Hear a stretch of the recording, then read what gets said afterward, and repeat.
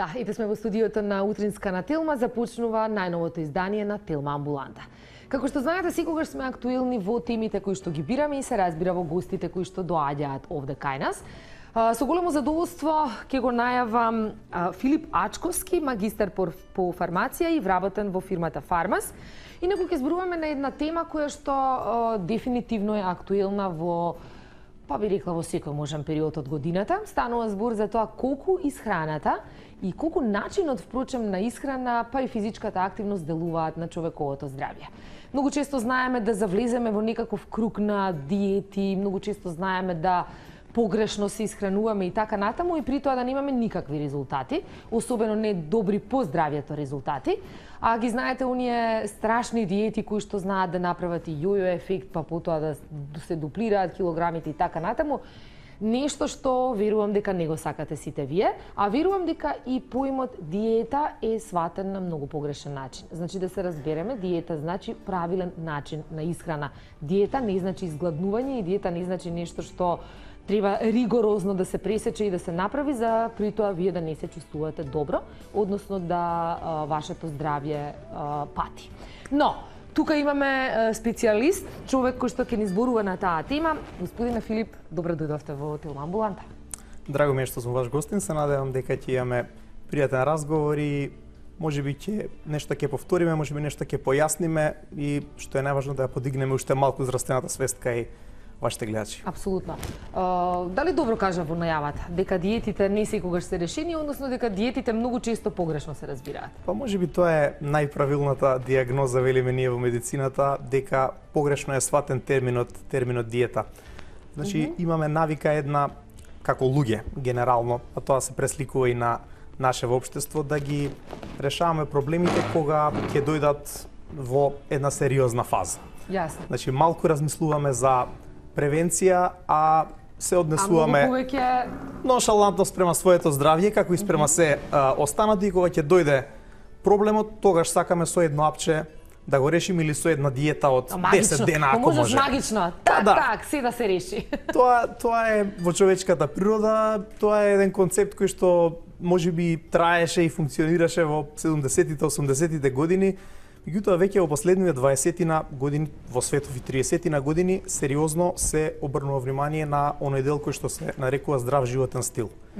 По здрав животен стил не мислиме само на здравата исхрана, туку целосното однесување кое што ние го имаме. Точно така. Значи тука влегуваат и секојдневниве активности, физички активности, разбирањето на нашето здравје, односот кој што го имаме спрема нашето здравје и воопшто спрема здравјето на нашите пријатели, нашето семејство, нашите деца, сите што се околу нас. Така да, ако тргнеме од тоа дека здравјето треба да биде наш клучен приоритет, прва и најважна работа е да се поставиме правилно во однос спрема него и да го поставиме на соодветното место.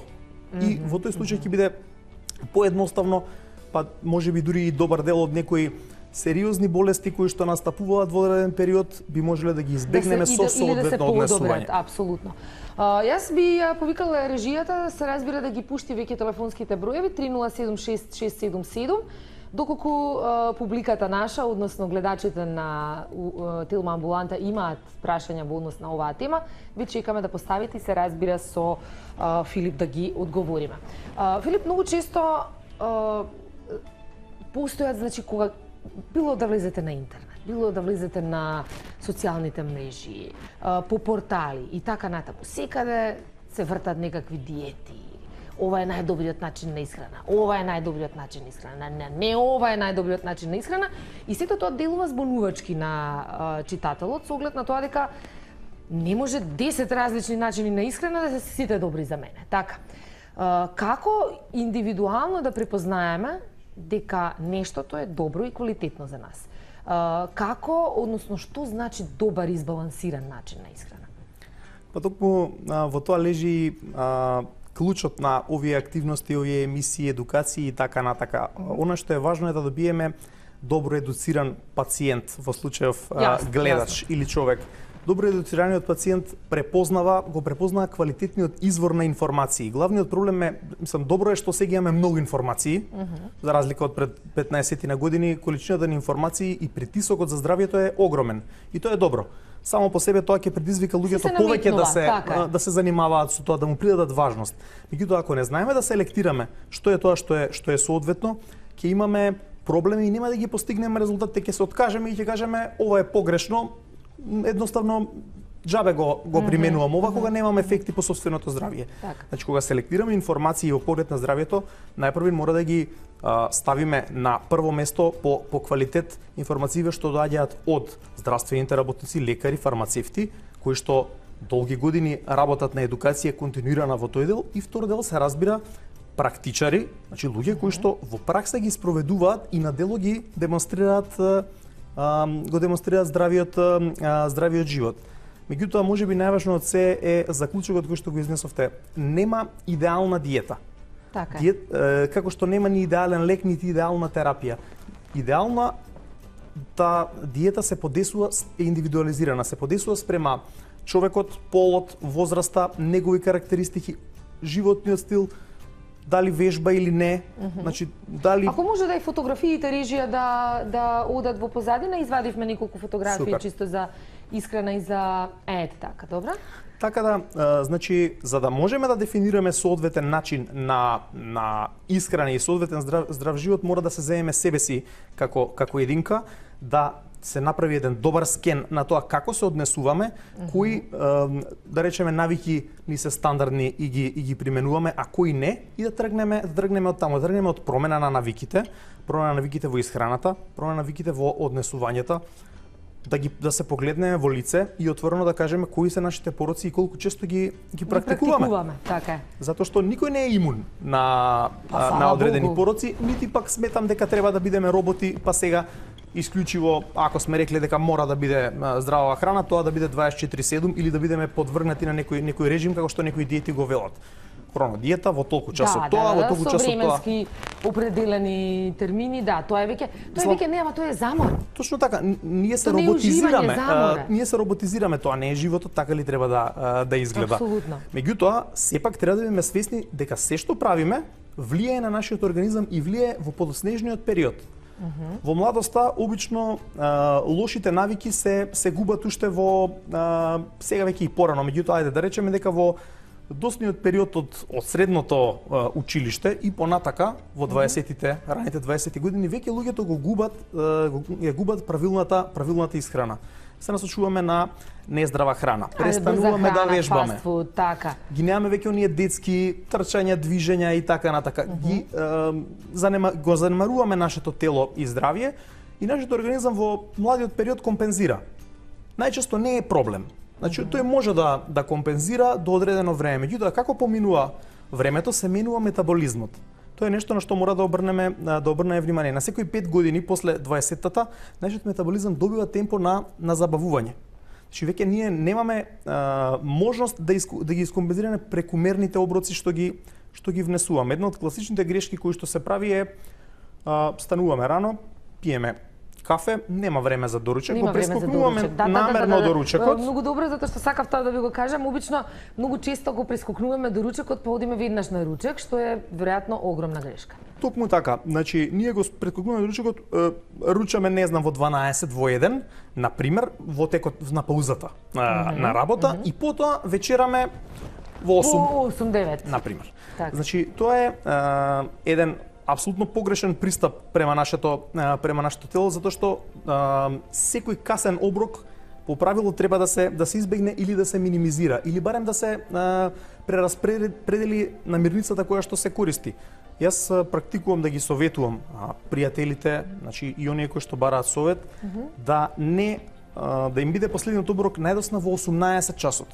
Ако имаат покасна потреба од храна, тоа да биде или некое овошје кое што на брзина ќе ги задоволи потребите за шеќер во организмот пред се, или да биде некоја квалитетна замена од тип на бадеми, јаткасти, значи ореви и така, кои што седат во мала количина, а имаат огромна калориска вредност и корист за нашиот организам. Да, верувам дека е така. Животниот стил на луѓето, за жал ке кажам, некако наметна некој друго темпо на живот, наметна некаков поразличен начин и на исхрана и така натаму. Јас се сеќавам на времето, Па во 3 часот се знаеше дека сите седнуваат на маса, нели, се руча и тоа е тоа, нема мрдање. Сега веќе се малку поразлични нештата, кој седнува надвор, кој седнува внатре, а многу често не ги знаеме оние скриени моменти кои што не е тоа проблем колку се дека се јаде надвор. Проблемот е сите оние масти кои што се содржат во храната надвор, во сосовите, во како е подготвувана храната и така натаму. Затоа што дома кога правиме знаеме што правиме, знаеме што ставаме, а вака не можеме да знаеме. Кажете ни еден убаво избалансиран ден како би требало да изгледа од утро до вечер. Не мора тоа со саатница да биде, меѓутоа отприлика како вие препорачувате да стартува денот, дали може би со свежо овошје или некои мусли или како вие размислувате на таа тема? Така, значи генерално изразито е важно да створиме 30 минути за доручек пред работата или евентуално ако има услови кога ќе се стигне на таму. самата работа. Меѓутоа, она што е корисно е да во стартот на денот внесеме доволна количина на јагле хидрати. Најправилен избор кој што денеска се сугерира и е тренд се секако интегрални житарки, можеби комбинирани со некој овошје, на пример овес со банана, Јасно. или така натака, бидејќи изразито е важно да добиеме ние енергија за старт на денот. На почетокот треба да земеме во предвид една основна биологија, значи ние спиеме во текот на ноќта. Долг период ние не внесуваме ништо во организмот. Нашиот организам е гладен. И тука ние треба да го нахраниме. Не да му дадеме кафе на празен стомак и да ризикуваме дополнителен проблем кој што може да го предизвикаме и да го иритираме празниот желудник, затоа што кафето иако има корисни ефекти во смисла на будењето, сепак е иританс ако е на празен желудник. Затоа е корисно во комбинација со цигара. И тоа е убиточна успех. Дури велиме, иако е сок од портокал доста е популарно, кафе и сок од портокал, тоа е супер, ама не на празен стомак. Киселата средина дополнително ќе го загризува, а ние можеби имаме некој проблем, само ќе го потенцираме. Така да најдете време за доручек во комбинација од интегрални житарки и соодветно овошје или зеленчук. Што е со оној, се извинувам што ќе ве прекинам, кога сме вика кај појадокот, што е со оној, како го нарекуваат, англиски доручек, во смисол на јајца, сланина, кобасица, дури граф ставаат и така натаму. Колку е тоа поисправен начин на исхрана, бидејќи тие секогаш тоа го прават за доручек? Значи тоа е традиција, која што искрено и јас сум ја пробал и така натака, и вкусно е и функционира. Меѓутоа ние го претретуваме сега организмов на старт со голема количина на калории, масти и протеини. Една од основните, да речам, премиси за здрава исхрана е да бидеме умерени, буквално и за здрав живот.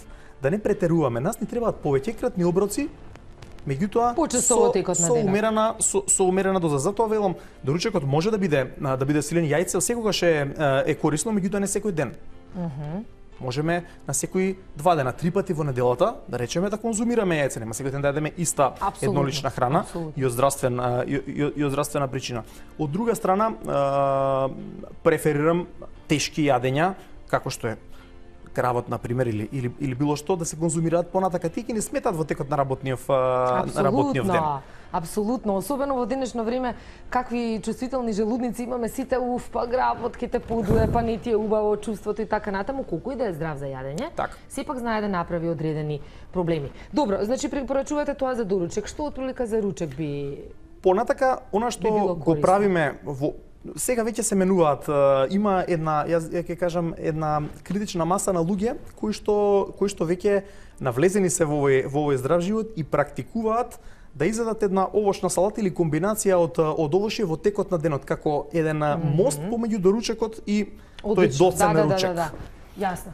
Баш досен ручек, бидејќи сигурно пред 5 часот или 6 попладне нема да го... Значи, кога се вратиме од работа, ако рученето е 5 или 6, затоа треба да го премостиме овој период од 8 до 6, тоа е многу време за организмот, да го премостиме со една добра комбинација на сезонско овошје и зеленчук. Препоракиве се да внесуваме минимум 3 различни типа на овошје во текот на денот и 2 различни типа на зеленчуци, но по можност свежо.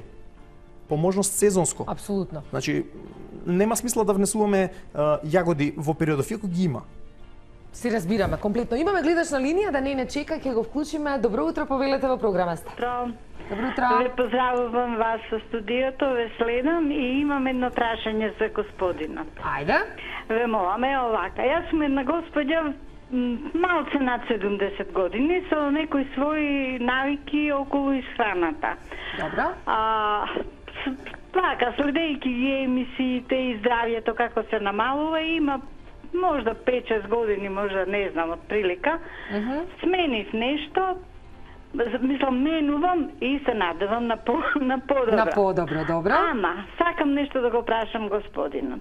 Јас, например, на сабајле, наутро, многу сакам конкретен појадок, што подразбира да има и сиренце, и јајце, не секој ден, да се разбереме, не секој ден.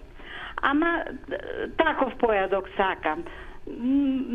Можда ете и нешто суво меснато ретко, али и тоа сакам понекогаш. Ама затоа, ќе ги прескокнам ручекот и салатите и овошјето што го практикувам заедно со сопругот во изобилство. Навечер многу сакам овес со кефир и тоа малце додавам конфлекс, овошје некое, така ситно бобичасто овошје, малку оревче, малку. Да ви кажам искрено, можда нема ни цел орев, така и ситнето, тоа ми е најубавата вечера. Да ми каже господинот, колку грешам во вечерата, дали треба да се зема навечер? Вие доручекот го правите вечера всушност? Да, всушност обратно. Затоа што појадокот на вистина сакам да ми е нешто конкретно. Ете, јас затоа и прашав, бидејќи оно English breakfast... Тестенини, заради шеќер не употребувам, немам шеќер, редовно проверувам, немам шеќер, ама тестенини избегнувам поради холестеролот и триглицеридите. Гледам колку да намалам, ама пак сакам нешто по-конкретно, повеќе сакам тоа отколку ове, сосем обратно. Се разбираме. Сте го слушнале ли она? Вие добро правите. Доручекот изедете го сам, ручекот споделете го со пријателите, вечерата дајте ја на непријателите. Да, ама нема без исклучок нутриционист кој вели на сабајле можете да земете јајце она или препорачуваат овес со додатоци на овошје и така. Јас тоа го правам навечер. Добро. Ви благодарам, не чекаат веќе на другата линија. Фала што се јавивте. Ајде на кратко само. Па добро, не мислам дека има грешка во пристапот. Она што е важно е да се користат сите корисни намирници во текот на денот. Тоа значи да внесуваме и житарки, по можност интегрални, да внесуваме млечни производи, сирење или кашкавал или комбинација или јогурт и така натака. Кога дискутираме за млечни производи, добро е да бидат 25-30 грама сирење кашкавал дневно, ако е сирење одсолено, затоа што солта ни е непријател, ќе бидеме искрени. Ќе го внесеме и без тоа на друг начин во организмот. Втора работа, значи да не заборавиме дека треба да одиме со 300-400 грама на овошје различно во текот на денот. Јајцата се корисни 3 пати, па и до 5 пати неделно, зависно од возраста. Значи, на повозрастните луѓе им се препорачува да внимаваат со внесот на протеините. Значи, протеините веќе не може организмов така добро да ги користи, да ги инкорпорира во градбата на телото. Доаѓа до намалување на мускулната маса природно и ние немаме потреба од толку протеини, ќе ги видиме во урината, ќе имаме проблем кој што треба да се решава. Затоа значи протеините се корисни ако ние сме многу активни физички, меѓутоа ако сме во претежно во лежачка состојба, затоа правилната диета се подесува според и количините се подесува според нивото на активности кои што вие ги имате. Своевремено Майкл Фелпс, да речеме рекордер и олимписки и така натака во пливање, еден од најголемите пливачи на сите времиња, користел по 12.000 калории во текот на припремите за Олимпијада. Тоа се огромни количини. Тоа е навистина. Ќе зборуваме и за калориите, за да не чекаат гледачите. Имаме уште двајца на линија да ги вклучиме. Добар ден. Ало, Да, повелете во програма сте. ало, добар ден. Се ова еден гледач околу 65 години, 66. Добро. Сакам да го прашам вашиот гостин, пошто јас преку денто сум ангажиран нешто повеќе. Јас храната ја приготвувам еднаш неделно. Така да од мешункастите култури правам храна, да речеме граф, леќа, овие мешункасти што се. Добро, боранија, графари, леќа, така. И зерка и така во манџа. И ставам месни производи. Сега, сакам да го прашам него. Дали замрзнатата храна, пошто јас целосно ја замрзнувам, е штетна за организмот и дали се намалуват хранливите состојки? Одлично прашање, господине. Одлично прашање. Фала многу што се јавивте. Молим, фала и на вас. Фала. Ајде уште едниот да го вклучиме, па на двајцата ќе одговориме заедно. Добар ден. Ало, добар ден, Да. Јелена. Повелете. Поздрав до тебе.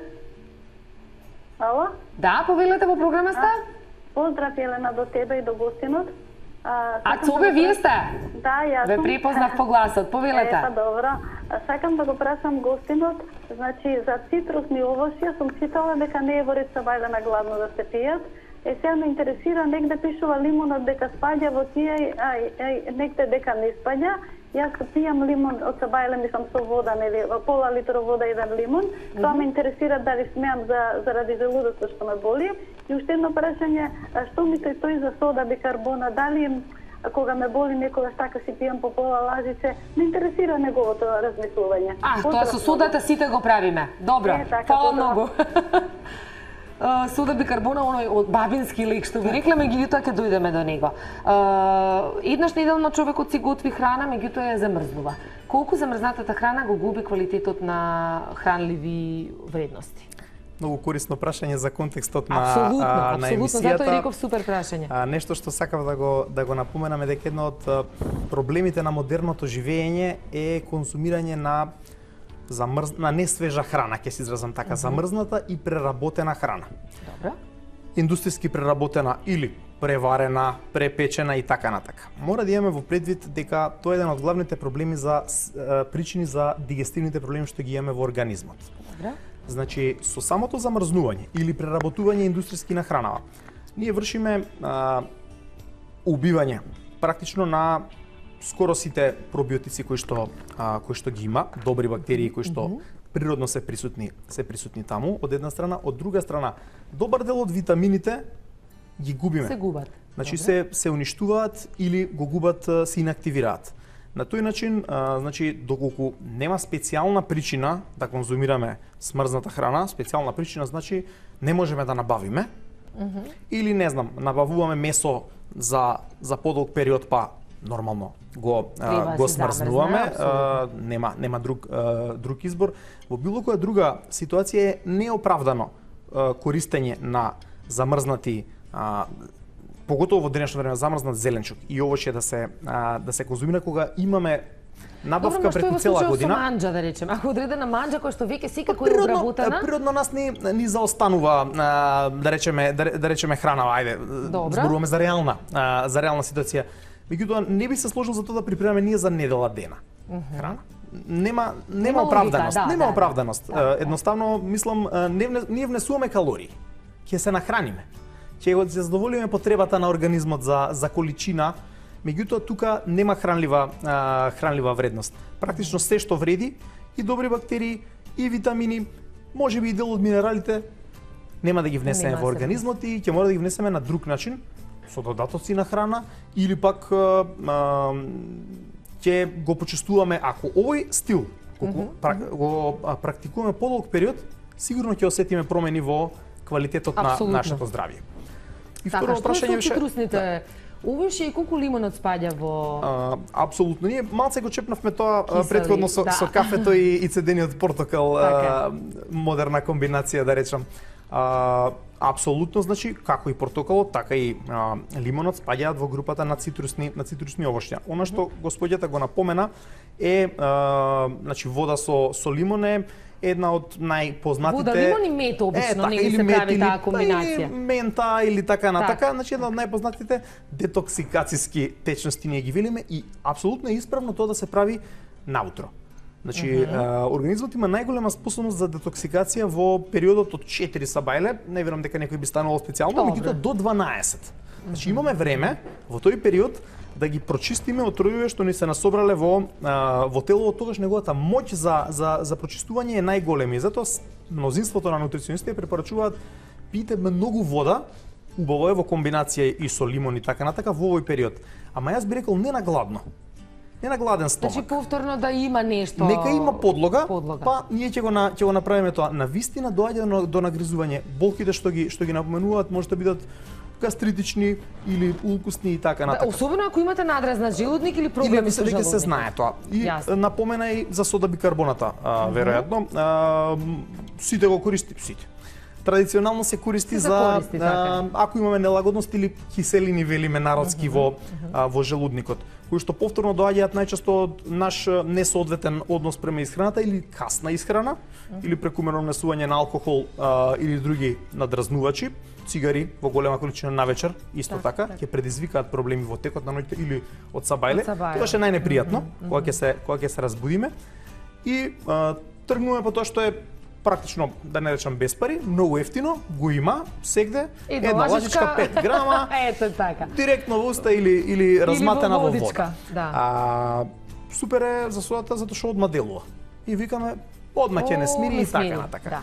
Меѓутоа, ова е класична, да речам, факултетска теза која што вика дека треба да се избегнува овој пристап затоа што иако таа брзо го стабилизира и киселината во желудникот, предизвикува накнадна реакција и огромна лачење на дополнителна киселина во нашиот желудник. Организмот реагира на оваа базна средина што ја правиме. Так. И лачи дополнителна количина на киселина и предизвикува на тој начин ребаунд ефект, дополнителни проблеми покасно. Значи ќе влоши состојбата на нарушување на желудочната слузница и овој пристап поготово не треба континуирано да го користиме. Ајде, тука е таму окей. Меѓутоа дефинитивно е несоодветен пристап и е ризик по нашиот желудник. Има други типови на антациди кои што се покажале како побезбедни од тип на антациди што содржат калциум и така натака, кои што ги смируваат киселините, а ребаунд ефектот што го предизвикуваат е многу понизок отколку сода бикарбонат. Рутово на тоа се тие? Ете така. Не може да зборам. Да, знам, во ред. Ајде одиме понатаму, не чекаат гледачи. Добар ден, добро утро. Добро утро. Повелете. Поздрав до емисијата. Вака, имам едно прашање за моите две дечиња. Едното синче ми е 14 години, спортист, пливач. И тоа детенце секој утро сака чоколадце да си касни од 10-5 грама. Ода на училиште, нели, си јаде тамо некои негови сендвичи, тостови. Дома ручекот е со манџички, бидејќи сака манџи. Во текот на денот јаде и овошје. Внесува доста и сокови и течности. И сега мене тоа ме загрижува, дали е чоколадото и во текот на денот он сака да јаде чоколадце. Сега ме загрижува дали е тоа добро, бидејќи доста е активен. Господјо, па кој не сака чоколадце да касне? Јас сум го тие исто, верувајте. Да, и јас го сакам чоколадото. Претежно и навечер највише сакаме да се заблажиме. Знам, верувајте ми. Секое утро е тоа, значи утрото му почнува со чоколада. Верувајте, приказната ни е добро позната. Добро, убаво прашање. Благодарам што се јавивте. Ајде следниот гледач да го слушнеме доколку го имаме на линија. Добар ден. Добар ден. Повелете. Поздрав до емисијата и до гостинот, едно прашање. Наутро правам смути со нутрибулит. Добро. Од секло, морков, јаболко и така. Нисам пијам на собеле. Дали може за еден ден во обичен замрзнувач да не се прави, пошто многу мијење има, дали губи нешто и дали смеја спие вториот ден, а не да се замрзнува во обичен замрзнувач. И дали е добро на сабајле, мислам на гладно да се испи. Аха, да си направите, да речеме, за 2 дена, нели? Па и утре дента да си испиете. Па првиот ден веднаш ќе истина, вториот ден мислам дали може Да дали се губи, искористи. пошто има многу процедури, за тоа мислам. Знаеме и тоа ни е познато, па треба да се чисти тоа после, комплицирано е, ама некогаш пусто здравиот начин на живот и на исхрана не е толку едноставен. Фала што се јавивте. Ајде прво со чоколадата. Немојте да ни кажете дека не е здраво, не сакаме да слушнеме дека не е здраво. Нема човек што не сака благо. И чоколадо, И мислам да благо не се воопшто, лажеме, така.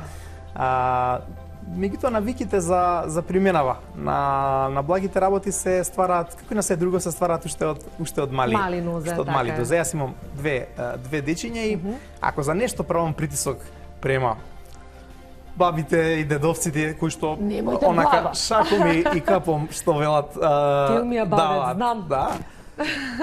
Е за тоа. Мора да правиме разлика помеѓу храна и десерт. Јас не сум да не се конзумира благо, како што реков, не сакам неприродни граници, ова не смее, тоа не смее. Се смее, меѓутоа умерено и во соодветен интервал и се разбира да не биде тоа секојдневно. Сега, бидејќи дискутираме за дете, тинејџер Пливач, во развој и спортист. така натака, Апсолутно. мали количини нормално дека не се штетни. Проблем е навиката. Проблем е навиката. Значи, треба да ги врзуваме тие мали сладки задоволства со нешто што доаѓа на крајот, како награда или како Јаготка на шлагот. лаготка на шлагот. Токму десерт, така. така. Не секојдневна работа, а поготово не навечер. Значи, дење има смисла затоа што користа од тие, ако воопшто има некаква корист од шоколадо или било кое благо, е што веднаш даваме шекер во крвта и може да се искористи таа енергија веднаш ако сме активни во тој момент. Доколку не сме, значи ќе се претвори, значи организмот лачи инсулин Јасно. и ја претвара во масно ткиво. Значи, ефектот што го постигнуваме, поготово кај возрастните, од внесување на такви прости шекери е самото ложење на масти. Значи, поштетно е да внесуваме шекери отколку масна храна. Јасно, да бидеме се реални. разбираме. Што е со смутито? Смутито е нешто што јас нема се сложам дека денеска е потешко да се јаде здраво, на оваа технологија денеска е многу полесно. Добро, да? добро, меѓутоа повеќе за процедурата, нели, па чистење, Меѓутоа, па така натаму. тука доаѓаме до сударот со навиките. Да, брзаме сите и така натака. Некој треба да се потруди, да стане пол сат порано, што велиме, за да може другите да добијат оброк во Квалитетен семејството. оброк, така е. Практикуваме веќе неколку години. Скоро секој ден, пак велам има исклучоци зависно од време, меѓутоа скоро секој ден да се прави смути од различни овошја. Од стартот беше, ќе одговорам искрено, гњаважа. Го сметавме тоа, леле, кој ќе го чисти и така натака. Сега нема никаков проблем. Значи нема никаков проблем. Ако не стигнеме некој ден, не стигнеме, ќе стигнеме во текот на ќе јадеме овоше не исечкано, не изблендирано во текот на денот. Значи тргнавме од интересот на нашите деца, па преминавме и на себе. Ако веќе правиме за нив, зошто не и за нас? Значи ако еден прави за четворица, другиот ден ќе направи другиот. Се сложувам. Ајде, имаме уште двајца гледачи и режијата, нека бидат последните двајца, бидејќи немаме веќе време. Добро утро. Добро утро. Повелете во програма сте. Поздрав до Телма. Фала. Едно прашање за господин, али најпрви на замерка имате пречи на тонот, не знам дали некој ви кажал. Не се слуша, еден збор ќе каже, другиот не се слуша гостинот. Имате прекин во тонот, така да многу работи не ги слушнав. Меѓутоа би прашала. Тоа е до провајдерот, господјо, не е до озвучувањето. Па не знам, важно некои работи не ги слушнав. Повелете. Сега вака, диабетичар, возрастен, 70 години, што сабајле би доручкувал и навечер што би вечерал. Ајде, за ручек си е ручек. Што не смее да речеме и што смее, ако може. Добро, фала многу и ајде следниот и последен гледач за денеска. Добар ден. Добар ден. Поздрав до водителката и до гостинот. Фала многу. Во однос на темата исхраната и физичка активност за здравието, јас сум хроничен болен, имам соодветни проблеми и многу внимание сум посветил на тоа Значи исхрана и физичка активност и медикаменти и така натаму, благодарение на тоа сум жив. Сакам да кажам дека покрај воздухов, што ни е за никаде, значи дозволено е пием 10-500 микрограма на метар кубен, тие 2,5 се за никој не ги кажува, што се многу опасни, ама тоа да го наставиме на страна сега за исхраната. Јас долго време наназад, прво по Даймонд почнав, значи одамна е, значи од Сабајле тоа со овош и зеленчук, затоа што човекот енергијата ја троши од претходниот ден. Значи тоа што ќе се преработи, почнува од Сабајле, што значи дека ако ставите јак доручек, ништо не сте направиле, може само да спиете. Јас ќе давам свој коментар. Прво, овош и зеленчук и понатаму месо. Човекот не е месојадец, нели? Меѓутоа, како ние да се заштитиме од хербициди и 300 чуда во другата храна, која што кај нас не е доволно контролирана. Јас да ви кажам искрено, очекувам дека со ова, да не мешам политика, ма влез во Европска унија има други стандарди. Значи, мора тој квалитетна храна да биде кој што треба. Јас одговорот го знам, меѓутоа би сакал гостинот да го прокоментира како да се заштитам, викам овош и зеленчук, а тој земјоделецот таму нема појма како ги прска растенијата, ме разбирате? Така, ви благодарам многу што се јавивте, навистина во интерес на времето мораме да ве прекинеме.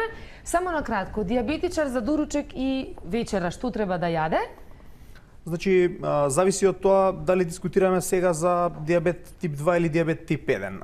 Дали е на инсулинска терапија или можеби е на орална терапија и сега од тука зависи односот. Меѓутоа ќе зборуваме генерално за да бидеме конкретни и корисни. За дијабетичарите е најважно, како и за останатите, да не внесуваат прекумерни оброци и да избегнуваат значи шеќери, едноставни шеќери практично им се забранети.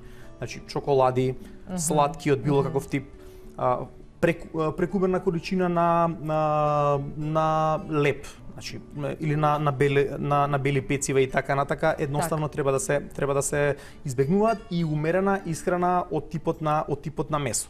Бидејќи нивниот организам е сите органи се под огромен притисок и ризик и многу побрзо пропаѓаат. Пред се бубрези и хепар кои што се најважни за прочистување на организмот. Она што е важно е секогаш ако е значи орална терапија, заедно со исхраната да го земат лекот од една страна, од друга страна е важно да внимаваат на хипогликемијата, значи да не дојде до пад, да имаат кај себе што се вели едно чоколадце или една кока-кола или сок, да речеме, иначе генерално они што ќе го подигне шеќерот. Генерално не треба да пијат ни овошни сокови зашто скоро се тоа е полно со шеќери.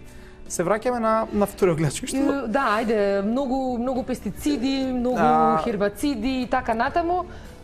Како да ги исчистиме тие во нашата исхрана? Тоа е за жал реалноста.